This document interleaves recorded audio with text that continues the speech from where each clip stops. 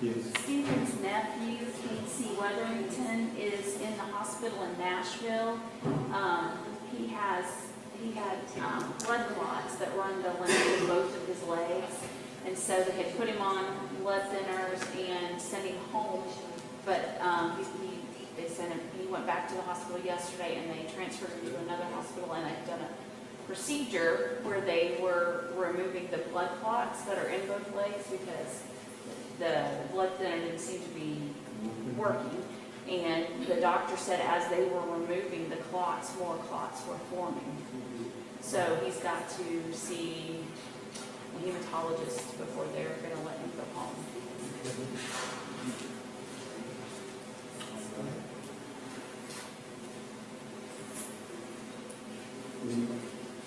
Anything else? Any other?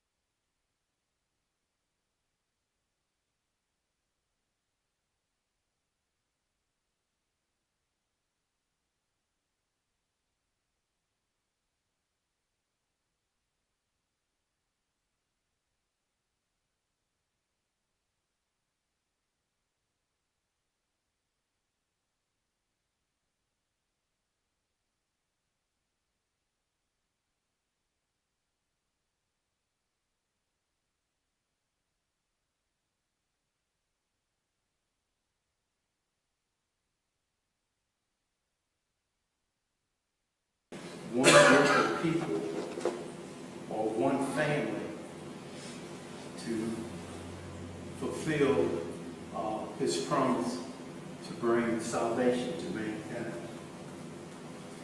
And through that family line, what person is coming or came?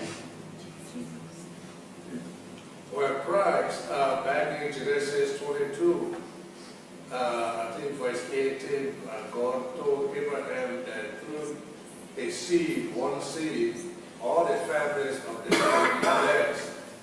And that seed, according to Galatians chapter 3, I think 15 to 18, that seed is Christ. That's correct. That's correct. Now, let's look at verse 5 a little bit more in detail. Now, Abraham gave all that he had to Isaac, but Abraham gave gifts to the sons of the concubines which Abraham had, and while he was still living, he sent them eastward, away from Isaac, his son, to the country of the east. Why did Abraham do this? Because he did not want any conflict with Isaac, because the promise was through Isaac. So he sent all the other sons away, so Isaac can be free to fulfill the promise that God gave Abraham. Okay. Any other discussion on that? Where did they go? East.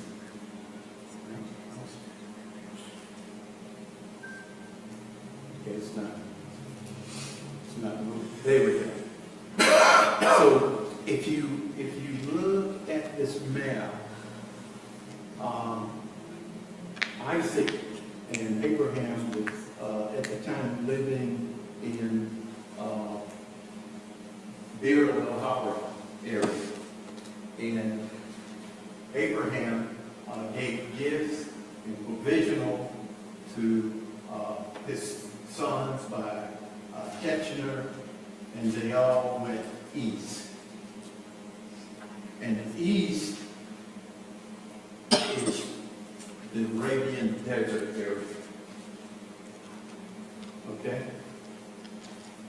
So that there will be no interference with Isaac. And he pretty much made it clear that Isaac will be his heir. Okay? Let's read on. But Ken, Go ahead. I think it is very interesting though what Abraham did. He gave gifts and he gave things to Keturah and her sons that she had for him to give them a start. Very good. You know, when I study that, I can't help but to think about the wise men who, when Jesus was born, the wise men who came and brought gifts. And then the Lord told Joseph to take Jesus and go to Egypt. And of course, the prophet said, out of Egypt have I called my son. But those gifts really gave Mary and Joseph and Jesus a start in Egypt. You know, using those gifts, expensive gifts. However, God provided for them. Right. Right. It just gave them a start. Right, that's what I'm saying, a start, yeah. Right. And But I Joseph think was a carpenter. And I think this is the same, as you say, that it gave Abraham's son by Keturah a start. Yes. And God was still with them and blessed them Oh, yes. because that was part of the promise that he made to Abraham, that his descendants would be great. So he had descendants from Ishmael. He had descendants from Midian or Midianites. But the promised son was Isaac. Right. Okay? Let's look at verse 7. Now, the sum of the years of Abraham's life, which he lived, was 175 years. Then Abraham breathed his last and died in a good old age. An old man full of years, and was gathered to his people. So how old was Abraham when he died? 175. 175. Not only that, I would say Abraham, to me, was the greatest man that ever lived on this earth, in my opinion.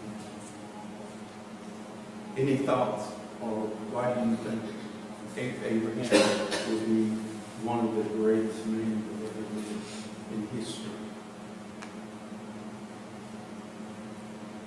Because through him, God has blessed the whole world through Christ. Mm-hmm. You know, his descendant. And Abraham obeyed God.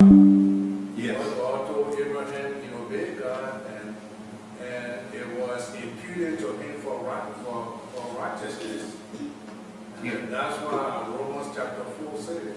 Romans 4:6 and Galatians 3:6. Right. And then the first time that God recorded this was in Genesis 15:6. And let me read that real quick. Genesis 15:6. Let's go over there. Genesis 15:6.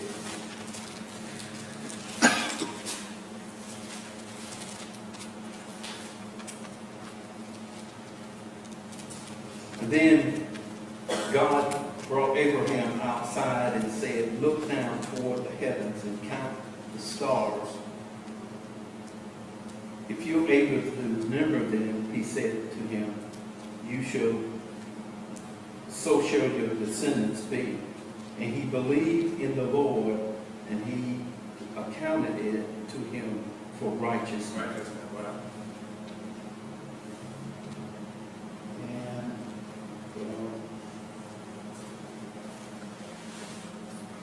right there. No, that's good. Right. But why was Abraham counted righteous? Because his faith, his obedience. Yeah, and, you know, in Hebrews, of course, talks about his faith and all, and I think it's fairly important to notice, to note that, you know, when we talk about faith today, you know, our faith today is really based upon what we know about God. And what do we know about God? We know a lot about God through His Word.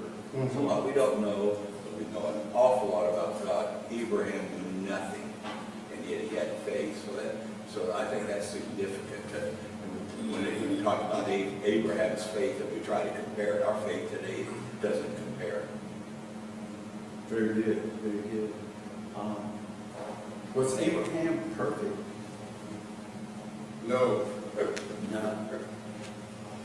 Abraham was perfect. He made some mistakes, but he believed in God. And through that belief and faith in God, Abraham was shaped and molded in the service of God. Okay, verse number, let's look at 12 through 18. Genesis 25, 12 through 18. It talks about, let me back up a little bit. Verse 9. Yeah. And his son Isaac and Ishmael buried him in the cave of Machpelah, which is before Mamre, in the field of Ephron, the son of Zohar the Hittite. The field which Abraham purchased from the sons of heaven. There, Abraham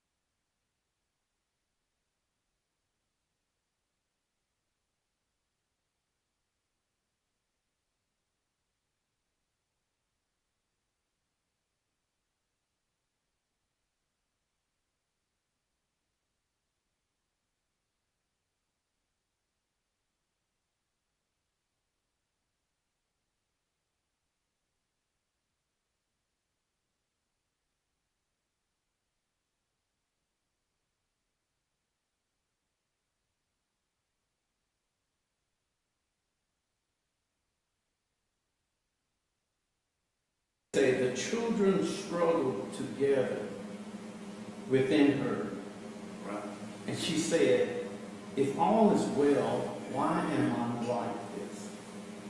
So she went to inquire of the Lord. And the Lord said to her, 2 nations are in your womb. 2 people shall be separate from your body. One people shall be stronger than the other. The older shall serve the younger. So when the day was fulfilled for her birth, giving birth, indeed there was a twin in her womb. The first came out red, and he was like a hairy dome all over. So they called him Esau. Afterwards, his brother came out, and his hand took hold of Esau's heel. So the name was called Jacob. Isaac was 60 years old when she bore him. So, what is the issues here? The first issue, Rebecca was going through some trials and pain, and she was concerned about what was going on. How did she handle it? She went to the Lord. Okay, She inquired of the Lord. okay. And the Lord explained to her what was going on in her womb. Mm-hmm. It was prophesied that there would be 2 nations Right. in her womb. Okay? Let me ask you, what was the age of Abraham at this time? Dead. No, About 160. He's still like 15 Abraham is years still ago. alive. He's still like 15 years ago. Yeah, because Isaac is 60. So he's 160. Abraham died at 175. Esau and Jacob. In fact, when he died, Esau and Jacob was how old? 15. That's amazing. I mean, can you imagine Abraham talking to Esau and Jacob? The joy, you know. Wow. Not only that, you have Isaac there also, you know, taking advice from Abraham about what's going on and how he should live and how he should serve God. It's amazing. All right. So the children struggle within, and Rebecca went to the Lord. And what prophecy did God tell Rebecca about what's going on? She will have 2 nations in her womb. She will have twins, and one represent one nation, and the other one represent another nation, another type of nation. Mm-hmm. So the Lord explained to her what was going on. The older Just said the other, yes, sir. will serve the younger. Okay, that's good. 2 nations, the older will be okay. One will be stronger than the other. So, wow, that's a lot going on there. Okay. This just kind of dawned on me. You know, in the shadow, foreshadowing, the type and antitype. If you think about it here, you had Abraham's son, and the older son is supposed to get the inheritance but doesn't. And then Isaac's son, the older son, is supposed to get the inheritance but doesn't. And so the younger serves the older, or the younger supplants the older. And Jacob is the one who supplants, and his becomes Israel and the nation of Israel and the Jews. And then it's almost, I don't know, maybe I'm making more out of this than I should, but you see then Christianity come in, and in essence, this is almost a foreshadowing of Christianity supplanting or overtaking for Judaism. Yep. And so it's, I don't know, it just kind of struck me as I'm thinking about that, you know? Kind of a cool pattern that establishes. It also kind of reminds me of Cain and Abel. Lord showed favor on the younger brother. Yeah, Yeah. that's true. Yeah. Any other discussion on this? Okay, let's move on. So, the names of the son. Esau, why was Esau named Esau? Not really.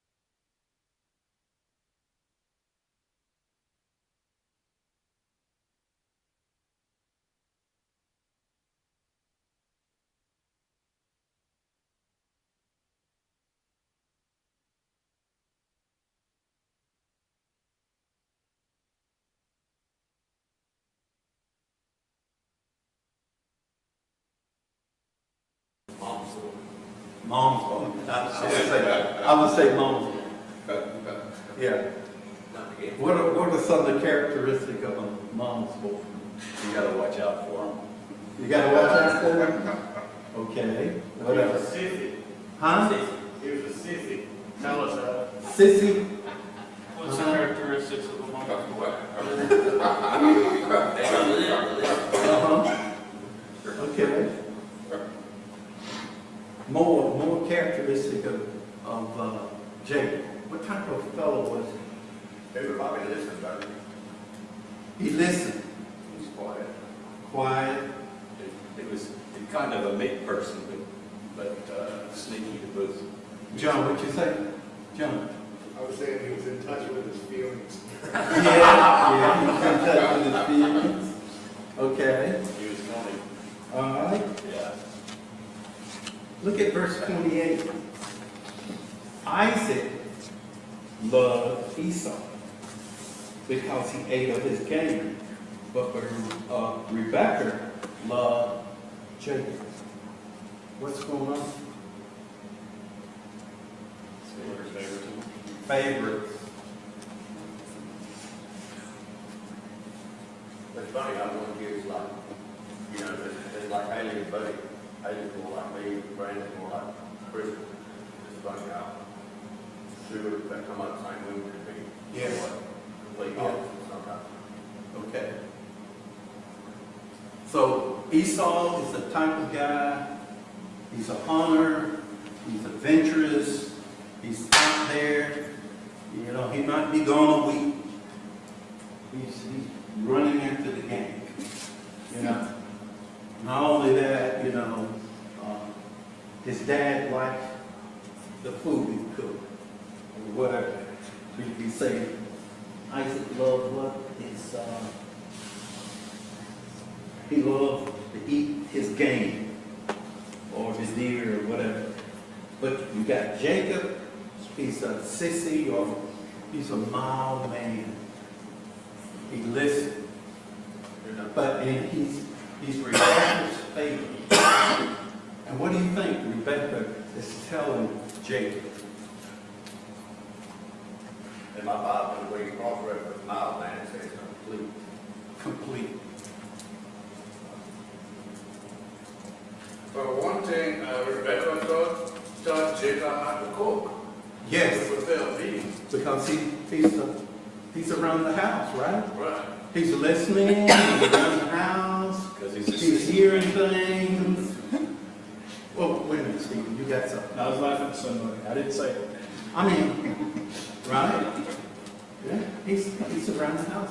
He's not out there. He's a homebody type person. He know how to cook. Helps mom run the house.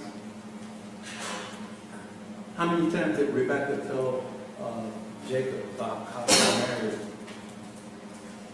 Isaac, her father? What do you think?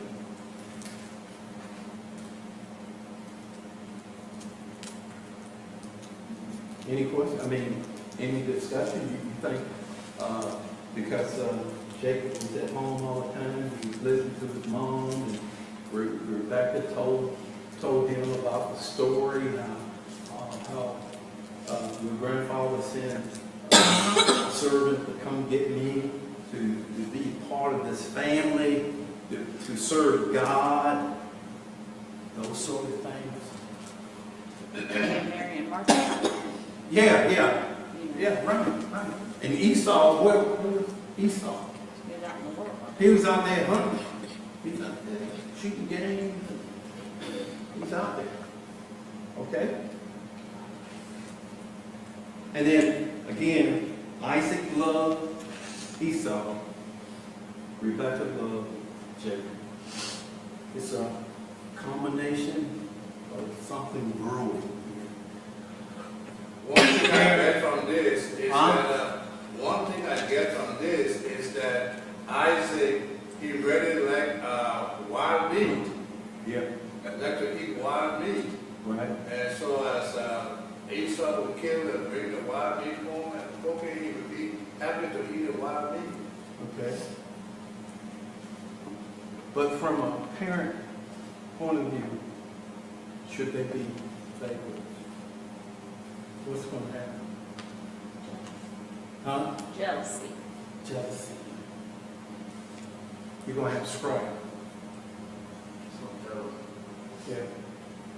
All of a sudden, the standards and the rules for you don't apply to him. You're not just, you're not fair. You know? Also likely remember that the Lord said the younger or the older would serve the younger. Yeah. And so she favored the younger. Yeah. So, something amiss in that family relationship, that they wasn't quite equal with both child. They're playing favor. Agree or any more comments? It just breeds conflict. It does. It does. Breeds conflict. Okay, well, let's move on. What do you think that does to the mom to know before kids are born that there's gonna be this? Like, you know, that's something we don't deal with as parents today, Yeah. right? Yes. So nobody told us how our kids were gonna be before they were. She had that knowledge. So, I don't know. I don't know, did Rebecca sense something about Esau that made her love Jacob more? She saw something, you know, and she kind of swing more toward Jacob. Yeah, she just didn't like redheads. That could be it. Can't all be perfect. Yeah. Let's look at verse 29. Now Jacob was stewed, and Esau came from the field, and he was weary. And Esau said to Jacob, please feed me with the same red stew, for I'm weary. Therefore his name was Edom. But Jacob said, sell me your birthright as of this day. And Esau said, look, I'm about to die. So what is this birthright to me? Then Jacob said, swear to me as of this day. So Esau swore to him and sold his birthright to Jacob. And Jacob gave Esau bread and stew of linen. Then he ate and drank, arose, and went his way. Thus Esau despised his birthright. Serious stuff here. What just happened? Here's Esau, been out in the fields, hunting. He's tired. He's on his way home. And he said he's about to die. And here's Jacob in a convenient place, cooking the meal. What happened? Traded a third of his inheritance. Okay. Because he would have gotten 2 portions, 2/3. Right. He gave For what? What did he give it up for? stew, bowls. Some beans and some stew and some meat. The birthright. What is a birthright? Huh? What's a birthright? Back here is in the patriarch time. 2 portions of your father's. A double portion, and what else? The blessings of his Blessing. The spiritual blessing. You would take care of that. You are the patriarch of the family. You get everything. That's where the father, before he dies, he called in the oldest and give him the birthright. Everything. 2/3 spiritual. He's the leader. He's the man. Esau said, I'm about to die. This give you this bowl of soup. What good is it? Sad, isn't it? Well, you know, Okay. when Jacob supplanted Esau, I think Jacob had in his mind that my older brother will serve me. And so this is an opportunity for me to get up or boost up. If I take the birthright, that's the beginning of my brother serving me. Maybe. But I'm sure Rebecca told Jacob what the Lord told her. That Amen. the older would serve the younger. That's what I'm thinking. Yeah.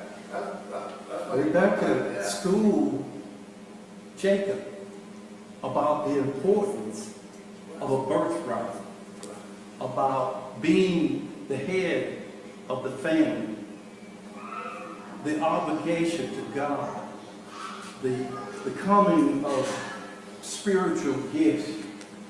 Jacob learned that. Somehow Esau missed that class. Maybe he was out hunting something. I hate to be cruel like that, but the birthright is everything. That's where Christ is coming through that lineage of people, through that birthright. Right. So did God foretell this, or did he do it?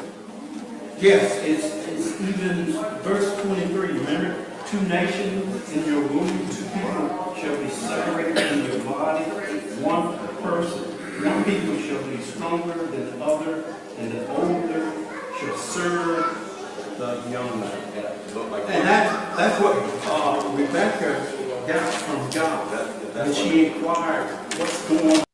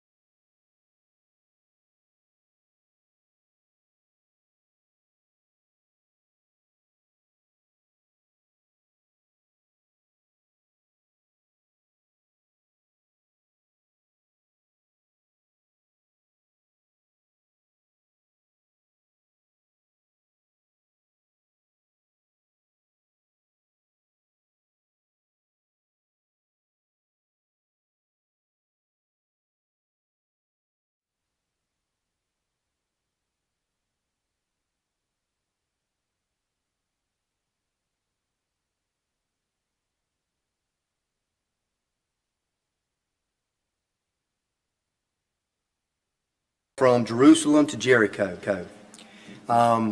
Excuse me, I'm sorry. Yes, he was. There was a man that was on his way down.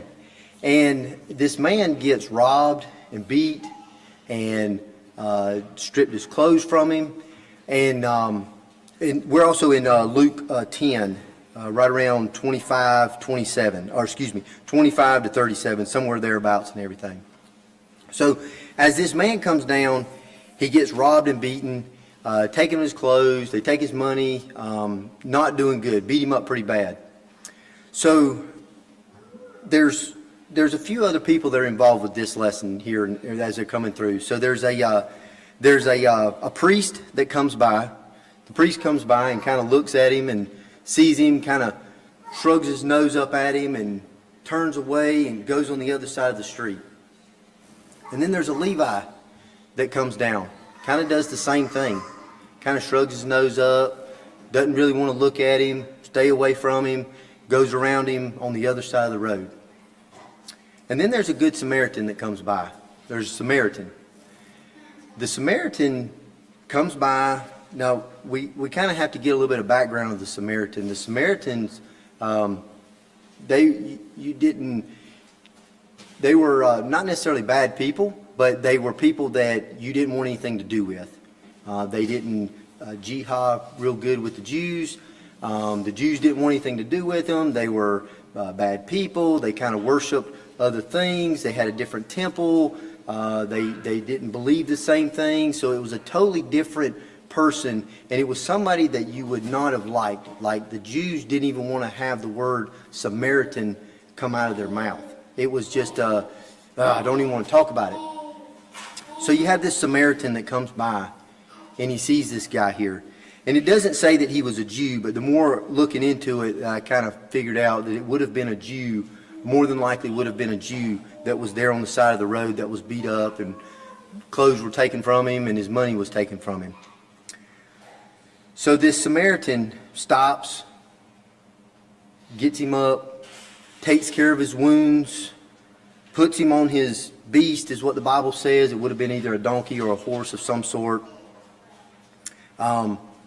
Carries him to an inn, which would have been like either a hotel or a resting place for the night. Pays the guy that's there, or the innkeeper, pays him 2 pence, and then tells him that if he needs to stay over, when I return, I'll pay it up.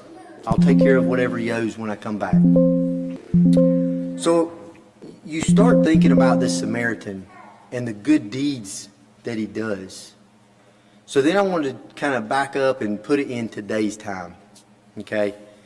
So I just got finished taking a bloodborne pathogens thing. We have to do a refresher class every year. Most of you that work in a company and places like that, you have to do a bloodborne pathogens every year. Well, I have to do it at the fire department, and if it's blood and it's wet and it's sticky, it's not yours, don't touch it. That's kind of the gist of bloodborne pathogens and things like that. So you think about this Samaritan helping someone else out that he does not like. They don't like him, but he bandages them up. Okay? So I don't know how many of us here today would see somebody on the side of the road bleeding, not doing too good, and you stop and you actually take care of it. You might say, hold on a minute, let me get my gloves on, or let me do a background check on him real quick to see if he's a good person or something like that. So that was kind of one thing that kind of jumped out at me, that this person, this Samaritan who did not like this Jew, is stopping to help him when he's bleeding. So then he takes him and puts him on his own beast. So his own beast, it would have been, like I say, it would have been a donkey or a horse of some sort like that. So I got looking up this road from Jerusalem to Jericho. This road is about 14 miles. Okay? So that's a long road. That's a long, windy trail, a lot of elevation. I think it was like 3,000 feet elevation from the two, so it was not like an easy road. It wasn't like we just jump in and just take off. So fast forward to today's time. Would you give your car up to somebody that you just found on the side of the street? Would you? Would you throw them in the car with you? I used to pick people up on the side of the road. Kelly, get on to me. She goes, you can't be picking people up on the side of the road. They might get you. I'm like, why not? I mean, you never know who you're going to meet. So would you do that? A lot of times when we see people walking on the side of the road, we kind of like try not to look at them, or try not to give them the eyeball so they don't see us and everything. You keep going. Then you take them to a hotel or a place to get taken care of. And not only do you do that, but you pay out of your own pocket the fees that it would cost you to do that. I think a normal hotel stay now is, probably somewhere from $75 to $150 for just an average hotel place. So would you take your own hard-earned money and do this? And then also come back and say, hey, when I come back again, I'll take care of whatever bills that he acquires. I'll take care of that when I get back. So I believe that the Samaritan went above and beyond his call of duty of that. So then I got thinking about the priest and the Levi. And both of these are godly people. Both of them are godly people. But they shrugged their nose up. They turned from them. They didn't want anything to do with them. They didn't want to give them the eye contact. They didn't want to look at them or anything like that. We work in a lot of neighborhoods, and a lot of times me and Luke, we kind of joke around. We wave at everybody. Anybody we pass, we throw our hand up. We try to jump out the window almost, trying to wave at people and stuff like that. And when you can see them coming, and they're like, they won't even look at us. Look, that big old truck, big old trailer, making noisy, everything, and they won't even look at you. They won't even give you the eye or anything. They just look down and keep walking and things like that. I got thinking about that. These are godly people. Do we have people in our church that do that today? Do we have people in our own congregation that want anything to do with this side, or nobody wants something to do with this side? We do sometimes. Some of the lessons that I was kind of pulling from this was, the Samaritan we know is a good person. But one thing that help sometimes comes from places that we least expect it. Sometimes it comes from people that we least expect it. Sometimes we pray for help, and we wonder, are we getting it? You have somebody that your coworker that you don't like, or somebody you're in school with that you don't really like. They don't dress the same way. They don't look the same way. They don't smell the same way, But you pray for help sometimes to get through whatever challenge you're with.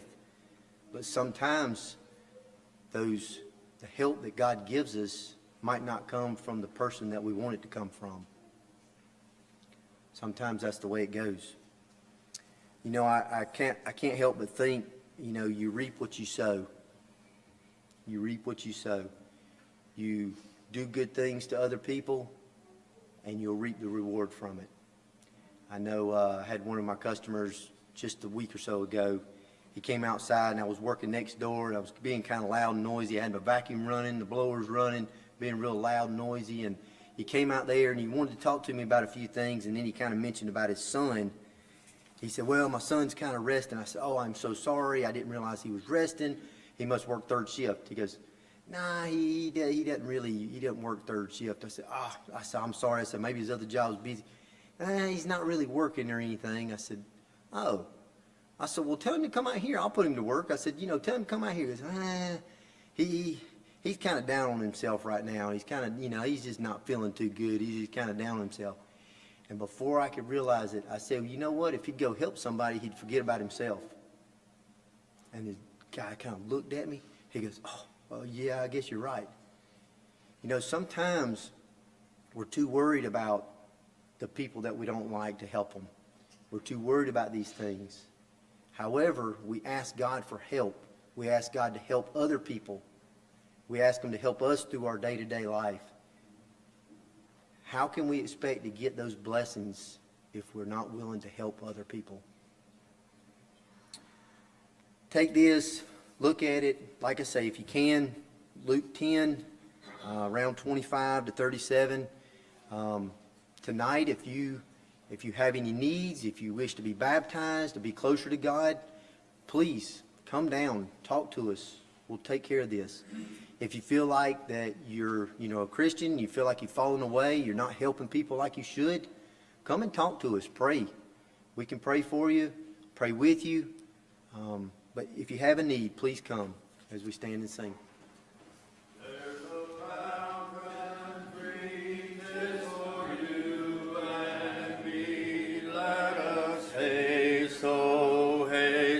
To its brink, 'tis the fount of love from the source above, and He bids us all freely drink.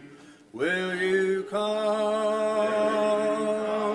to the fountain free? Will you come? 'Tis for you and me, thirsty soul.